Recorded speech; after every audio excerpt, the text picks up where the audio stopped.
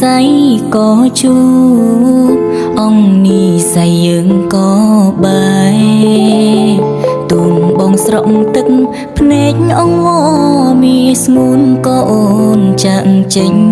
ទៅកំហុងបងខំគ្រីមុនមានមនុស្សល្អក្បែរមិនចេញថែបើពេលអូនចេញទៅទៅដឹងស្ដាយក្រោបើសិនមានឱកាសបងនឹងច្បាស់លាស់ជាងមុនធ្វើជាមនុស្សចឹងទុំមិនប្រើអារម្មណ៍ងងក់ដូចកូនក្មេងឆ្អែតចិត្តអូនក៏ដើរចេញបើកបែងដងទទួលបរំផ្សេងឲ្យបងដល់លេងអូនជ្រុលស្រឡាញ់គេហើយ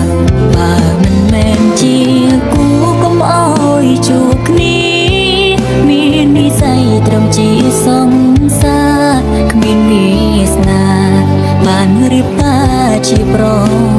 ពន្ធប្តីអ្នកក្រោយគេច្បាស់លងគេបានប្រានស្ងួនបងស៊ូរាប់ឆ្នាំគ្មានន័យគេប្រើពេលខ្លីយំស្រីចេញពីទ្រូងបង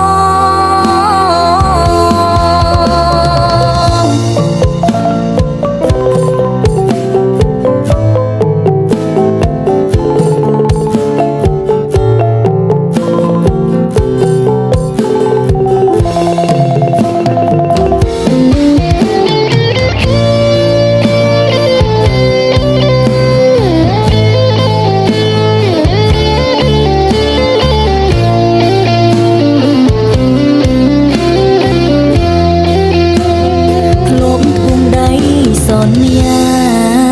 ពាក់ឈុតរៀបការនឹងគ្នាចុងក្រោយអងវេលាអស់សិតទីមទាបាននៅក្បែរប្រាណស្រីសល់ត្រឹមពាក្យសងសាចាំងគេម្នាក់នោះមានឈ្មោះគឺជាប្តីបងត្រូវរីងរៃរូក្នុងស្រមោលអតីតបើមិនមែនជាគូកុំអោយជួបគ្នាមាននិស័យត្រឹមជាសង្សារគ្មានវាសនា